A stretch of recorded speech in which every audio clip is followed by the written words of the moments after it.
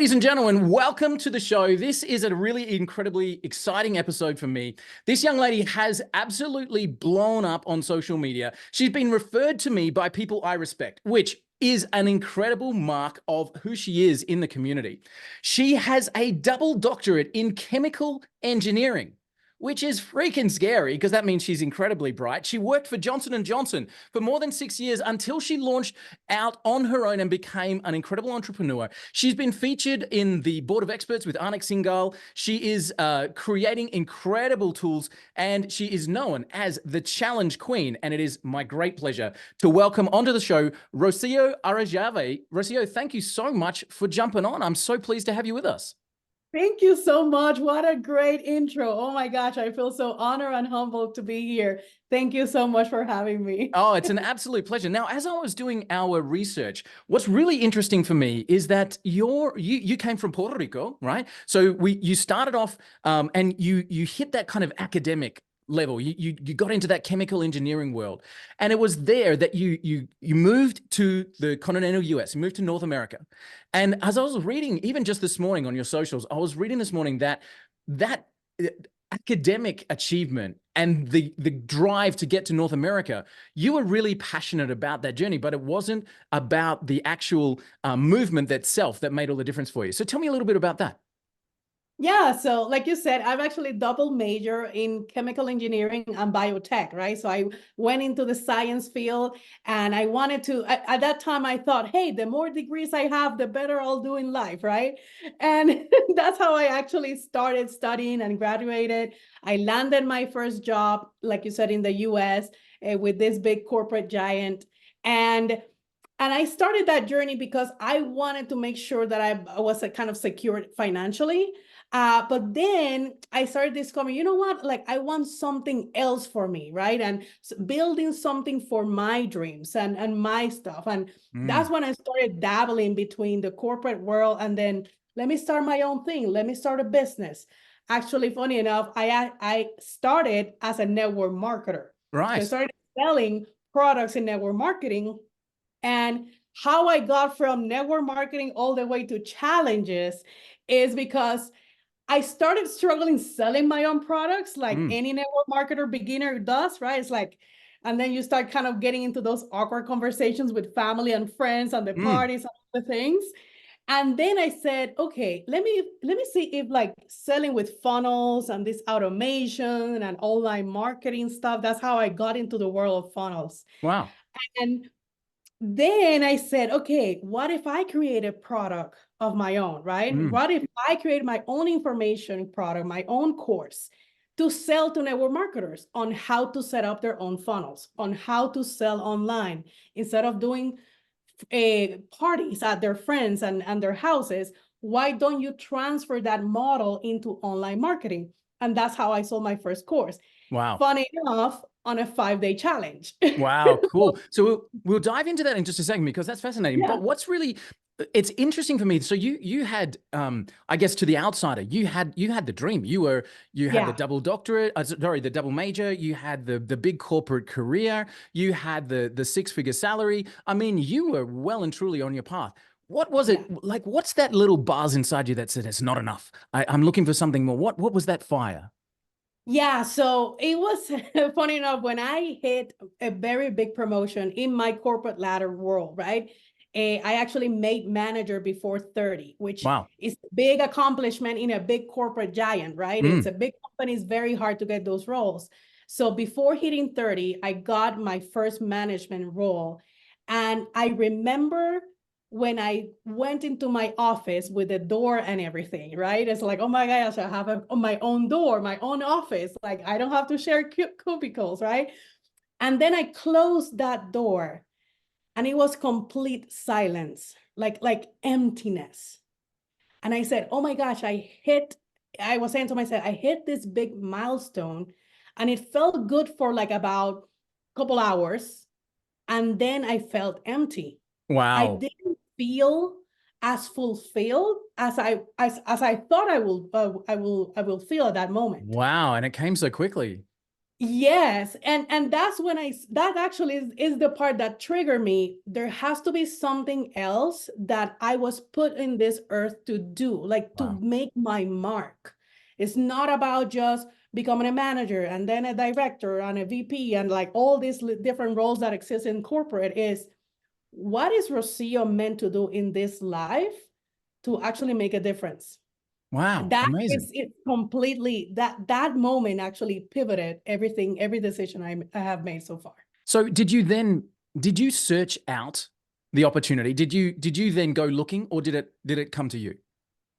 I actually started looking. I Yeah. started looking on, okay, what can I build for me, right? Like because you don't get educated on how to build a business, right? In the university, Yeah. you kind of get some skill sets, and especially in engineering, but it were technical skill sets, nothing about building something on your own, right? So I started searching, and like I said, the first thing that I did was network marketing. It's like, okay, it is like a product, all the businesses and setups and systems are done, and all I need to do is being a promoter, right? And Cool. this distribution.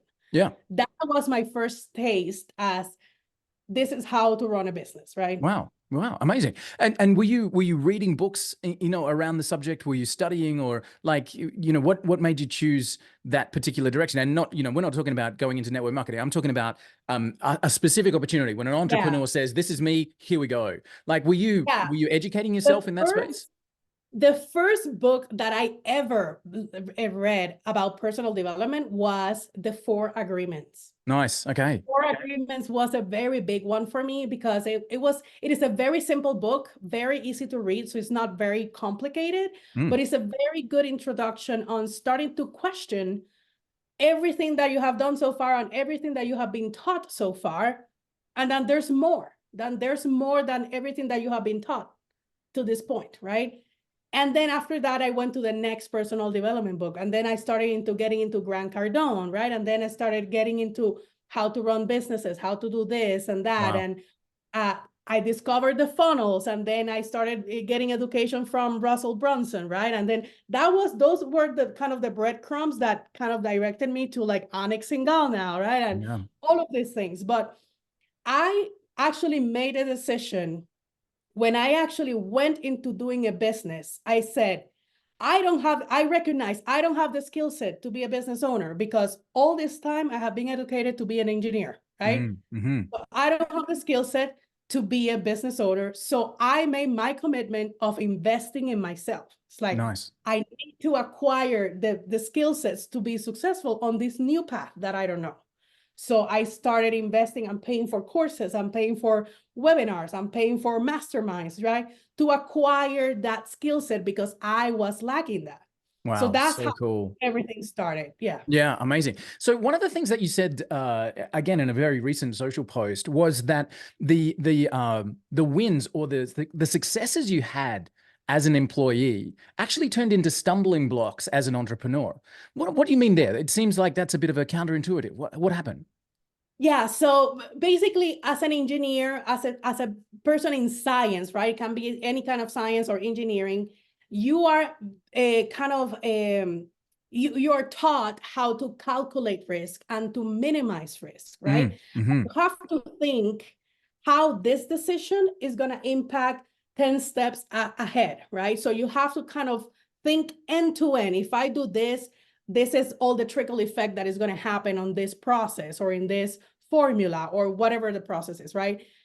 But the thing is, running a business and being an entrepreneur is the total opposite of that, because you get caught in the overthinking. So I overthink a lot of things because of my background in science and engineering, and I'm playing it safe, right? And not taking risk, because risk can mean losing money or hurting someone or whatever, right? As an entrepreneur, is the total opposite. You need to take risk because there's there's a lot of frameworks out there, right? You can do webinars, challenge, you can do a funnel, you can do e-commerce, you can do whatever business is. And there are frameworks out there. But if you are stuck in overthinking everything and you never take action, that's the worst part. I mean, the best entrepreneurs are the people that take action fast. Yeah. And even if you fail, fail faster because you're going to learn faster than if you get stuck overthinking things. So I love what I love Alex action flow. Hormozy actually broke it down. Like he was talking about. Are you a Hormozy fan? Yeah. Yeah, I love the guy. So he was talking about creating his first Facebook ads, and he basically said, as an entrepreneur, like just as one particular risk, you might look at Facebook ads and think, okay, I'm about to risk $100, or I'm about to risk $200, or whatever it might be. But he says you will fail 9 times out of 10. And I love this mentality. It's like you will fail 9 times out of 10. So be prepared for that. But the time you win will 50,000x your investment. It's like, okay, I'm prepared to lose 200, lose 200, lose 200, lose 200. Oh my God, I just hit a winner, and that one ad just returned me 50,000 as an example. Like, so I love that it's a different approach to risk in terms of understanding. And again, Kiyosaki says something like, you will go broke 3 times before you get it right. You just need to accept it. You need to understand that and it's not for everyone. So I love the fact that you started off on this journey. You're trying to find a path for yourself to create something more. I love the fact that you closed the door and suddenly you felt empty. As you said that, I was reminded of Jim Rohn, where Jim Rohn says, if you're looking to climb the ladder, the top is actually empty. There's nobody up there. It's the bottom that's crowded. And once you get out of that space, it's like you're on your own. You got to look around you. So you were looking for something, and you started off with the network marketing, and then it was trying to create a training to help other people to succeed, to win in this network marketing space, that led you to funnels, that led you to then creating that challenge. Now, as I mentioned before, you are now known as the challenge queen, and people that are big names, some of the ones that we've already dropped on this episode, shout you out as an expert now in the field of creating challenges and funnels. So Russell Brunson made funnels famous, I guess. And now, you are the person that these top dogs turn to understand how to build a challenge-based funnel. So that first funnel that first challenge that you built to bring people into your course, tell us how that came to be. How did you come up with the idea? How did you put it all together? Yeah. So again, like I didn't invent the challenges, right? Challenges have been here for a while, but I said, okay, I saw a couple of challenges. I said, okay, I think I can make this work. And again, this was my very first course ever. So nobody knew me, no audience. So again, this works for total beginners that are, again, at that moment, I was still in my corporate role and I was dabbling into, okay, what can I launch on the side so I can make sure that this is safe before I jump the boat. Nice. And I started with a free challenge on a Facebook group. I didn't even have a funnel at that moment. My Facebook group became my funnel. And how I converted that is because in Facebook group, you know that you can put some questions. One of the questions was, what is your email? I started collecting an email list from Facebook, not fancy tech or anything. And I remember, because nobody knew me, I was just posting organically on Facebook, no ads, saying, hey, I'm teaching network marketers how to do XYZ during 5 days. And I chose the challenge model. I think I'm going to say that later, but like the challenge model is very forgiving. So you don't have to be perfect to deliver a challenge that can convert. I remember getting at least 20 people in that first challenge. Again, organically, nobody knew me, 20 people that were interested in learning kind of how to do funnels for network marketing. 20 people. And from that 20 people, I got my first $997 course. And I knew the numbers. I knew the metrics, because challenges tend to convert between 10 to 20%. I said, with 20 people, if I can convert only one person in this challenge, I know I have something. I knew my numbers. Again, as an engineer, I know my numbers. I knew that only one person will prove my concept. And that happened. Wow. And that's when I started, okay, what else does network marketers need, right? They need traffic. So then I did another challenge later that year about how to use social media, how to use Reels, how to use Canva, right? All of these tools that are very for beginners to understand how can they market online. Again, this works for any business, but that one was more particular for network marketers. And again, I did another sale for $997. So I knew that I, without knowing it, I was kind of creating my framework on a 5-day event, or a 5-day challenge, or whatever you want to call it. But I think that challenges, now looking back, challenges are a very forgiving model, because you don't have to get it so perfect like a webinar, right? In a webinar, you only have like 90 minutes. And it has to be perfectly crafted, right? And it has to be, you have to have the 3 secrets, and it has some psychology, and it has to be great because you only have 90 minutes, right? On a 5-day challenge, people are spending 5 days with you. Right. So not only you can convert cold people into very hot leads ready to buy, because they're spending more time with you, they're trusting you, you're building that trust, that relationship. They're gonna be kind of falling in love with your personality, how you teach, right? And that container helps people kind of start trusting in you, even if they don't know you. And that's the beauty of it. I love it. I think this is fascinating for me. So there's a couple of questions that people are going to, I'm sure you get this all the time.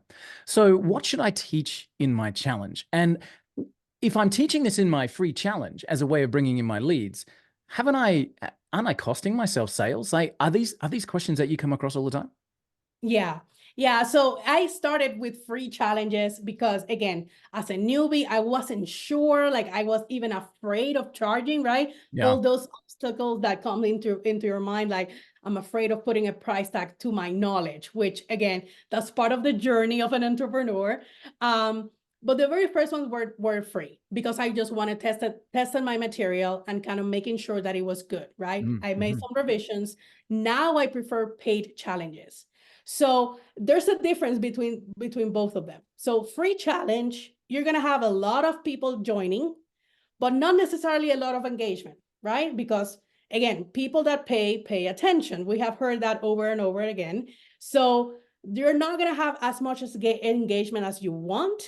But I always say, even if you do a free challenge, make sure that you have a VIP upgrade. Put it whatever price tag, 47, 97, right? Try to see if you can start getting some commitment from some people. Some people are going to be very serious, and they're going to pay that. Now, with a pay challenge, because you have a wall with an order form, right? With a pay form, you might get lower opt-ins, but they're more engaged. And the Facebook group gets very active, and the people are very engaged and very in tune, and they do what you say, right? They do the homeworks that you give them, and they're paying attention. They take the challenge more seriously. So I do prefer paid challenges, even if it is a $17. $17 is a very big difference between free and 17. Yeah. So it's intense. It's a much higher. Yeah, I love it. You said a few times, this works for any business. Are you serious about that? Is there a challenge that can be run for every single business? Well, the challenge psychology is similar to the webinar, right? Yep. So in the webinar, you have 3 secrets. And what are the 3 secrets overcoming? They're overcoming vehicle objections, right? People that don't believe in your product or your framework. They're overcoming, the second secret is always about internal objections, right? Like, okay, I believe that your framework works, but I don't believe that I have the skill set, right? So it's an internal thing that they don't believe that they got it. They got what it takes. And the third one is an external objection, right? It's like, okay, I believe that I can do it. I believe in your framework, but I don't believe that I have the resources to help me be successful, right? Same thing happens in the challenge. In the challenge, you're gonna overcome the first one on day 1, the second one on day 2, the third one on day 3, and then day 4 and day 5, you can overcome other objections that they might have, right? They might have multiple about the framework or about the resources that I need, right? Like tech, like funnels, like all this other stuff. So it is an event of overcoming objections. That's all. That's the same thing as a webinar, same thing as a challenge. You're overcoming the objections of the person so that the person feels secure that they are ready to take the next step with you. Amazing. So good. So let's wind back. You've closed that door. The world is silent. You've reached out, you've started building your own business. Somewhere along that time, you started I think that the expression is selling the tools. Instead of mining for gold, you're selling the tools, which was selling your courses on how to build funnels and how to build challenges, etc. How long was the time frame between that promotion to manager at 30? Still, now you've got the big office and you're still working the corporate job and you've started a side hustle. How long before the side hustle became the full-time gig?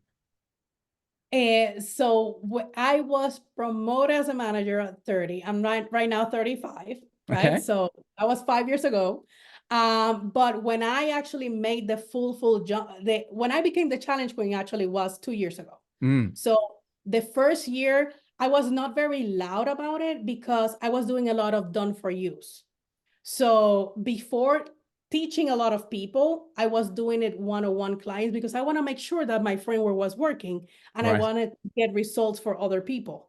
So the last 2 years is when actually I have been honed into challenges and getting into on stages, teaching other business owners how to run their challenges. So I will say the first 3 years were me dabbling around network marketing and funnels and all that stuff. And then the last 2 years is when I did the transition to full challenges and Amazing. Being, yeah. So what does your team look like now?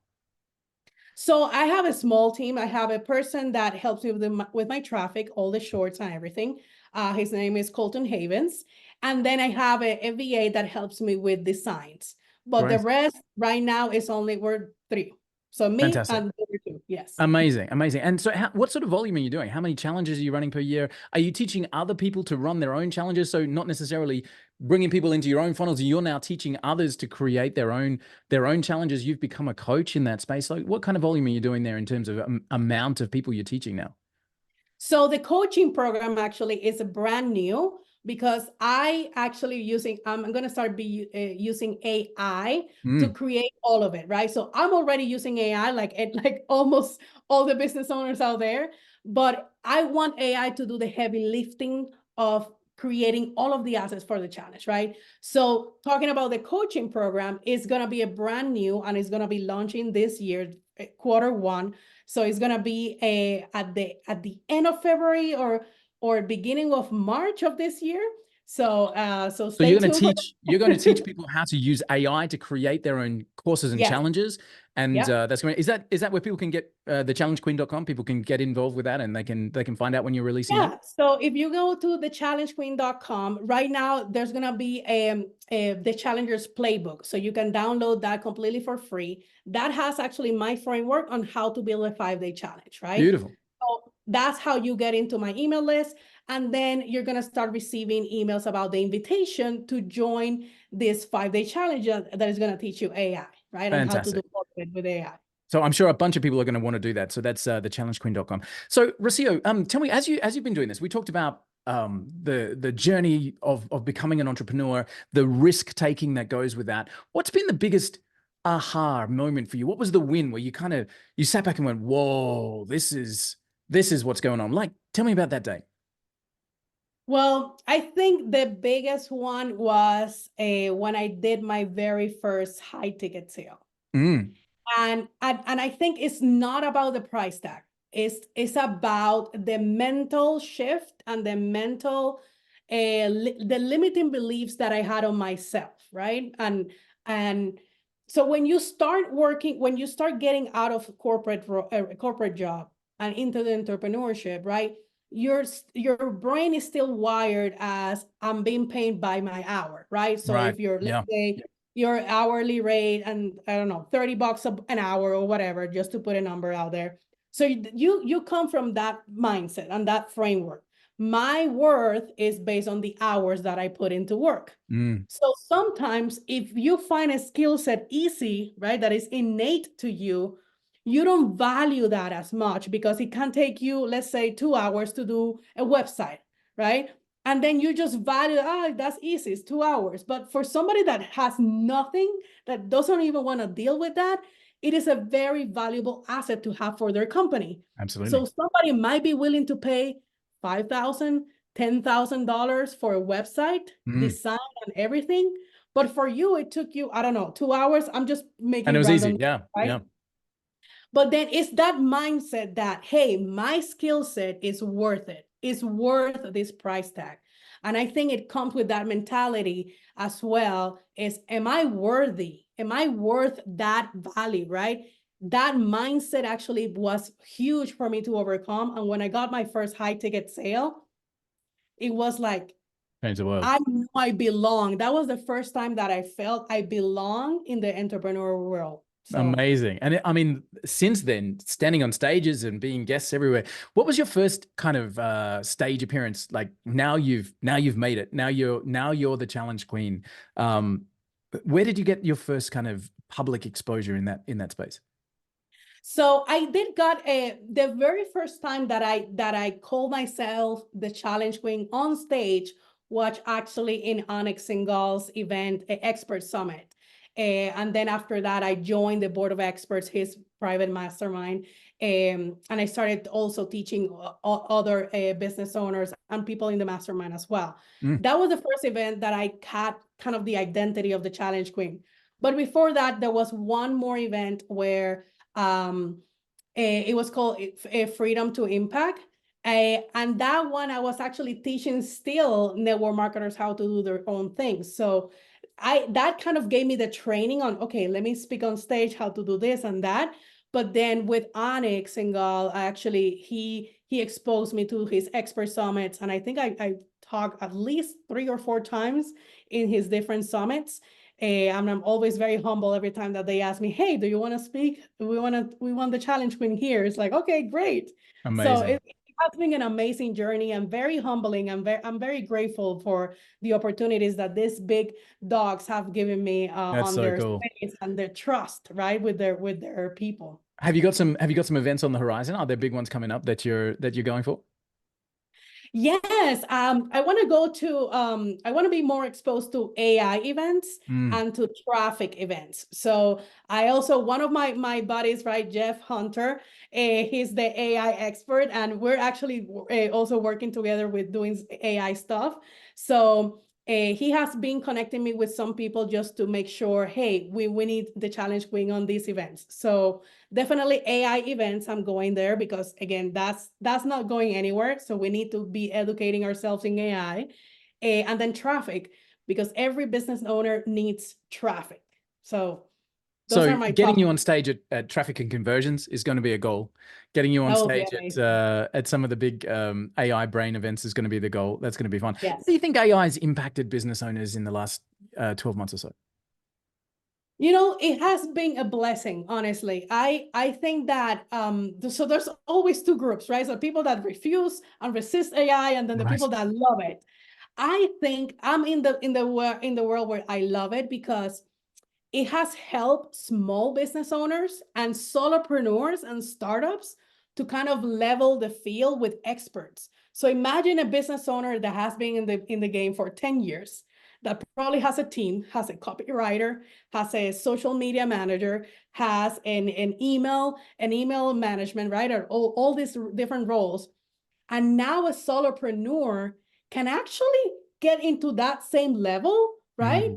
Because AI can function as your multiple different employees. Absolutely. And now something that it took you hours, so like, oh my gosh, I don't have many hours to do emails, do posts, do reels, do all of this other stuff.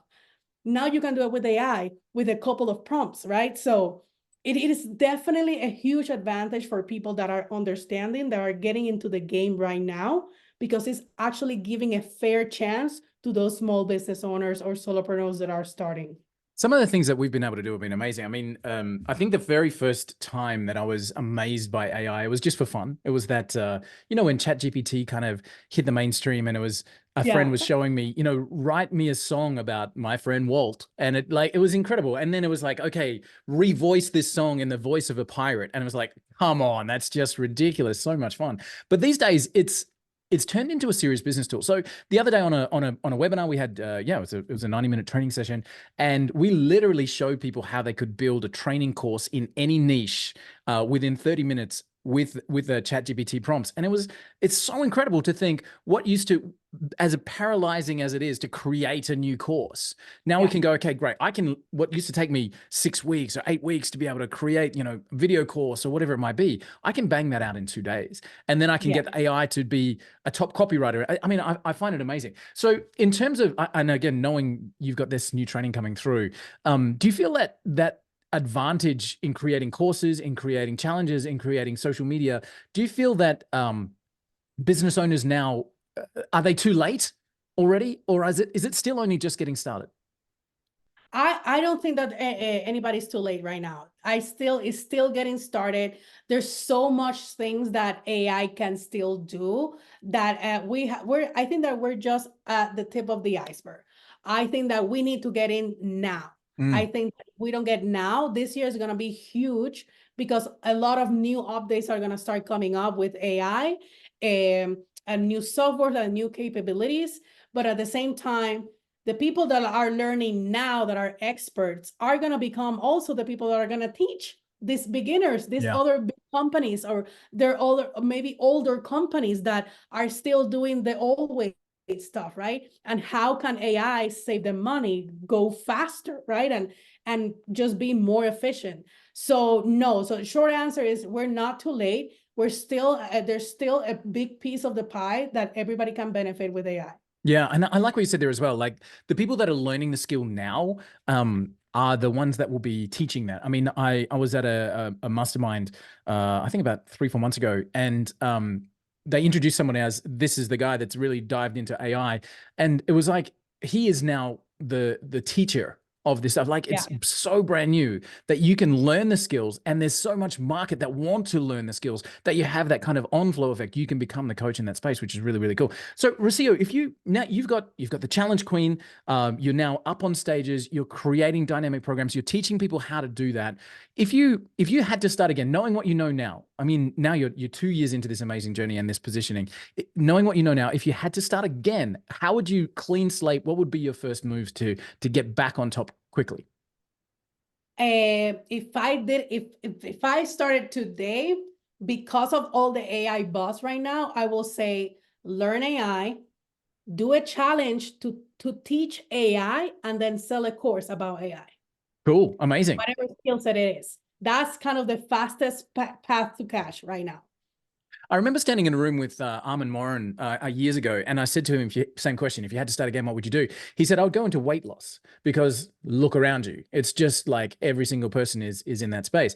I feel like AI is that same wave right now. It's like, if you're not in AI, if you're not talking about AI, if you're not learning about AI, you're not in the game. And that leads to, there's going to be so many more people that want to know it and move forward with it. So you mentioned about your team, Rocio. You've got the 3 people, your traffic guy and your assistant.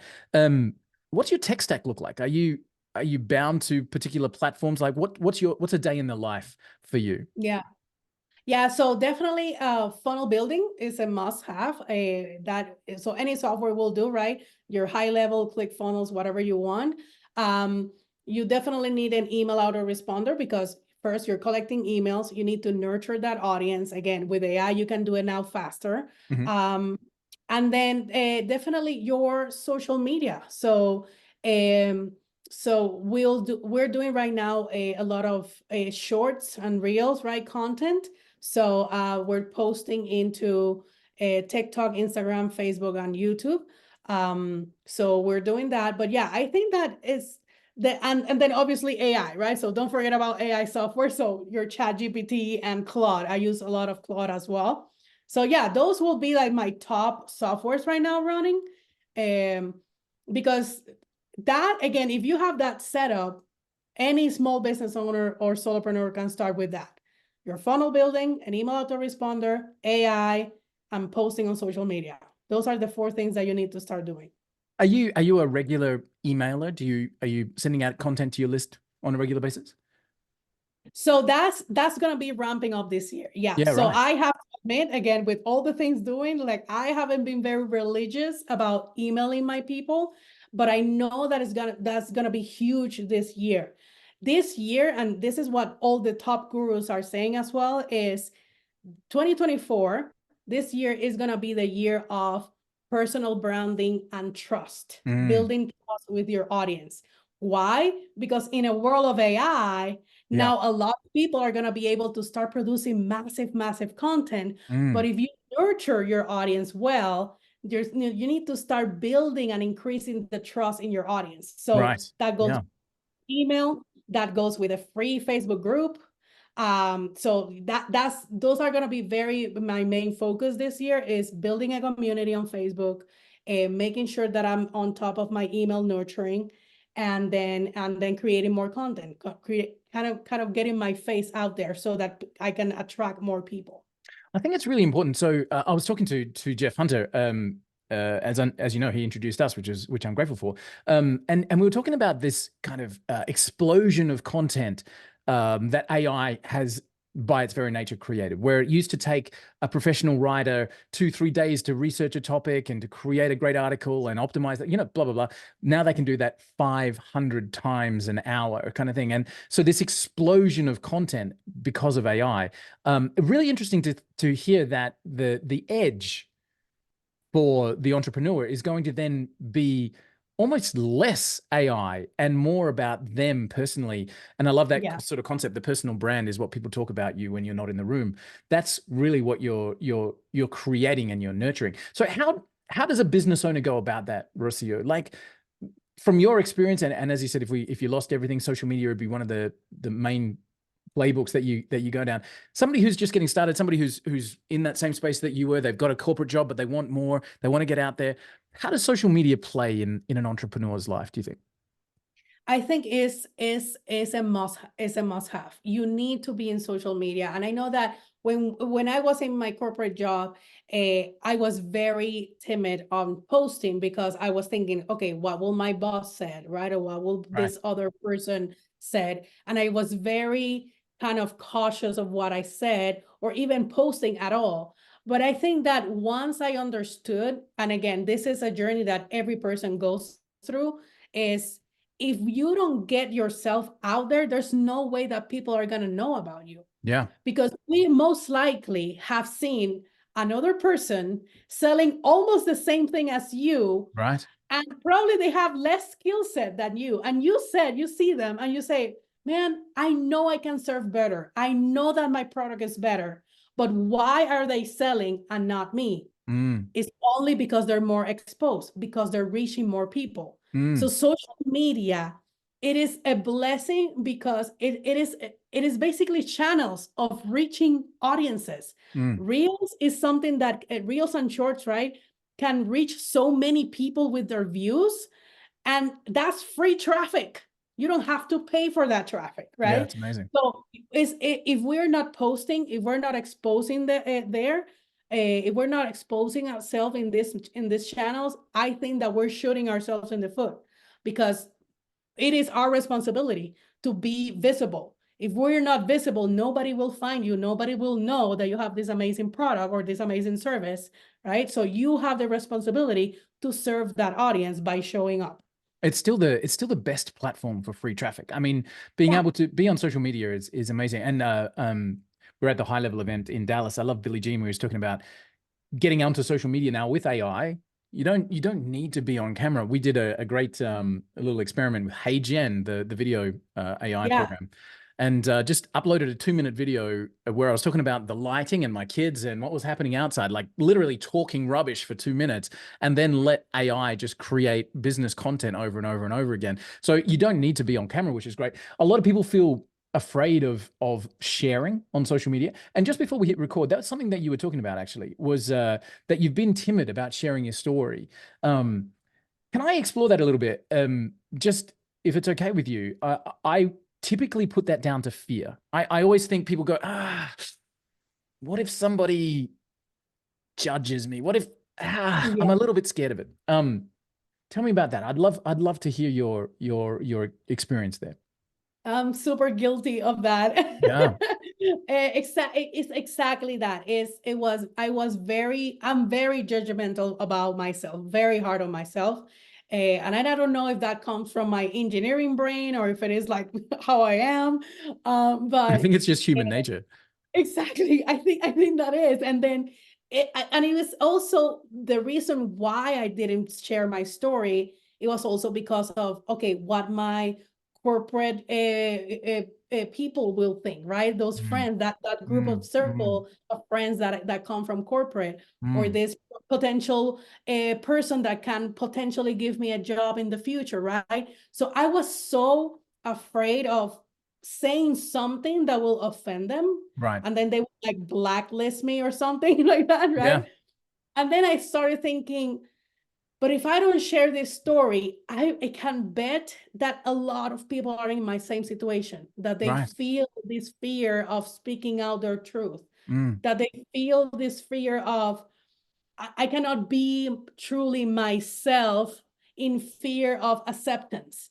Yeah. And I think that going into the entrepreneurial journey and that world, you need to overcome that, because people will follow you, because they're going to fall in love with your personality, your story. You're going to say something that is going to hit their soul, and they say, oh my gosh, Walt understands me. He knows what I'm going through. And that's why people follow you, Yeah. right? Yeah. So Absolutely. I think that telling your story, if it isn't uncomfortable, if you feel that it's uncomfortable, that's the story that you should be telling.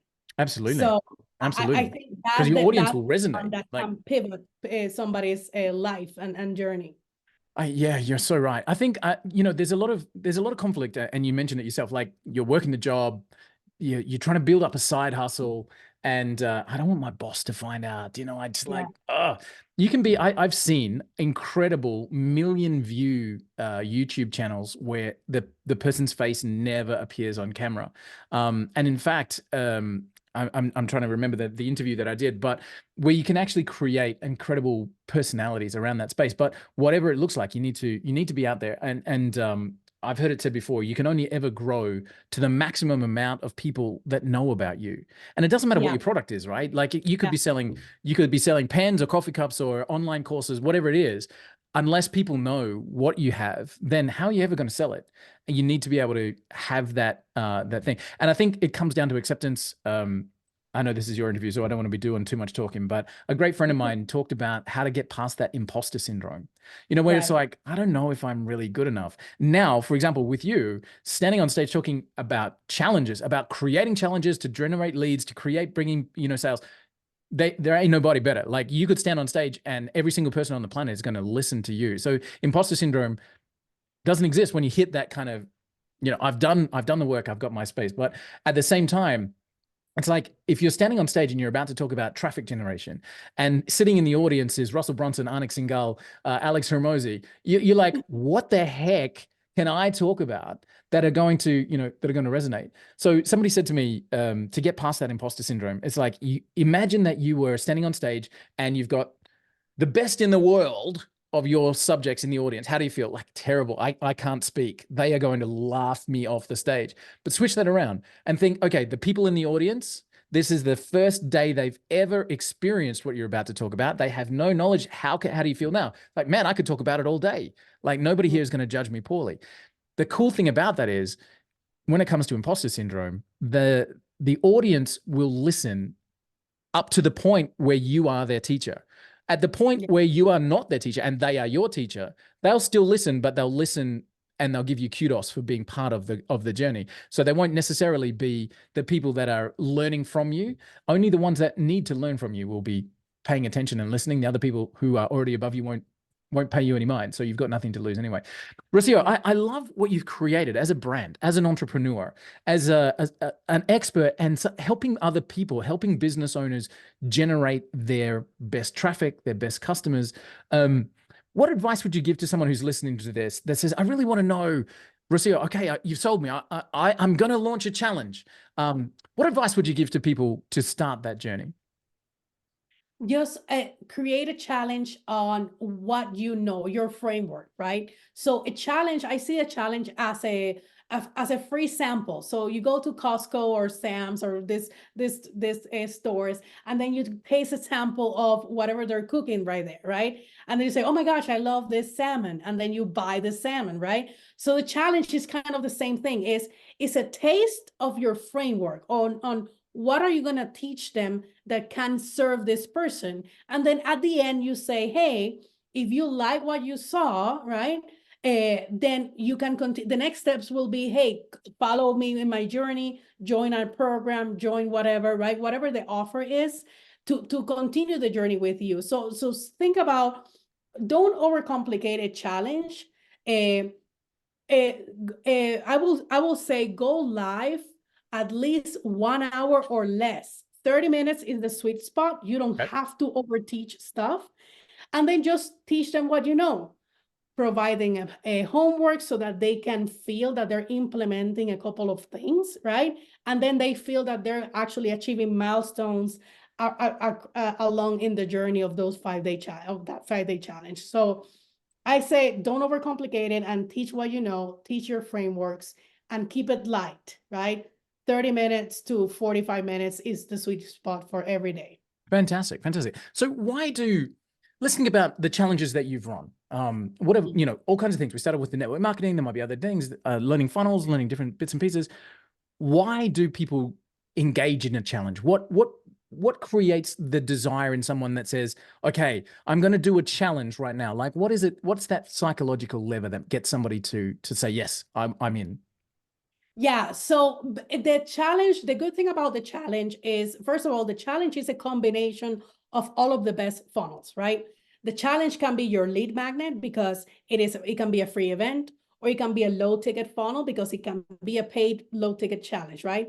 But then after that, it converts into this community, right? Because in that 5-day container, everybody is kind of sharing up, and you create that synergy and this kind of brotherhood, sisterhood, right? That occurs in the challenge, where everybody is learning the same thing.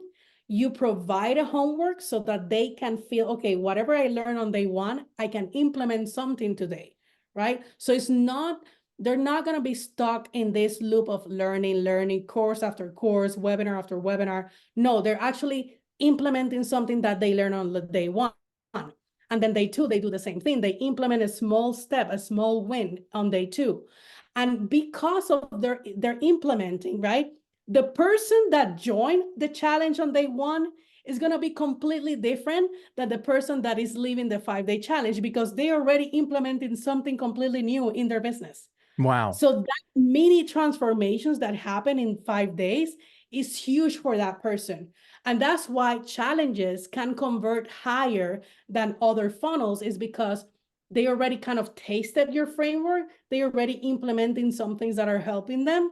And now they're more likely to just say, hey, okay, I'm ready for the next step. I want to go all in, right? So much more effective than just a course. Like, I mean, exactly. How many of us, guilty, have hard drives full of courses that, you know, with best intention, you've never opened.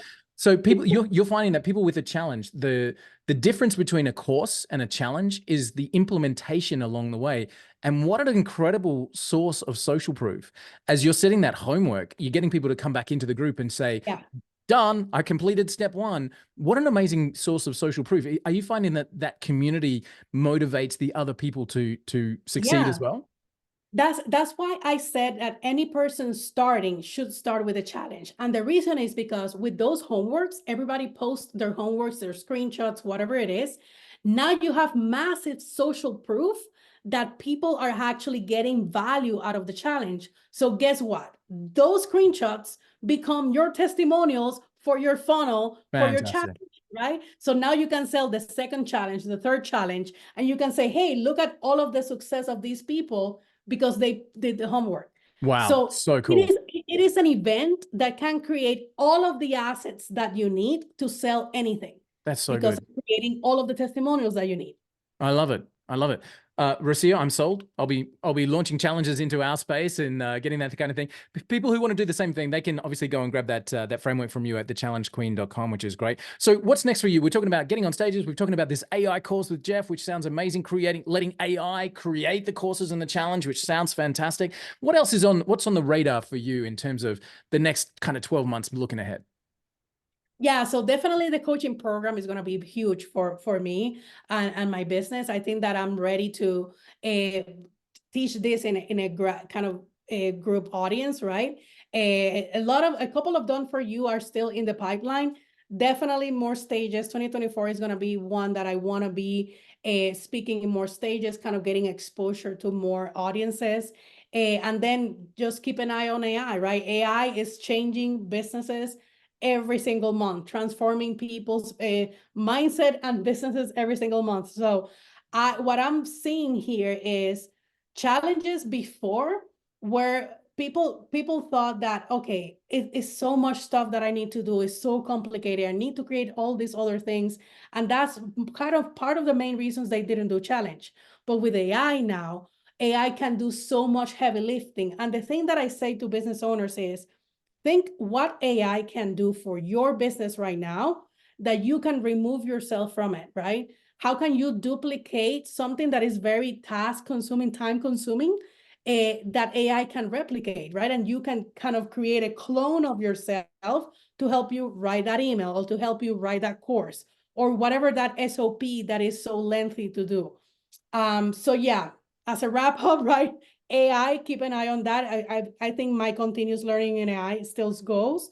Launching the coaching, being on stages, and then and yeah, those are my main focus. This year is big on, and also personal branding. We talked about that.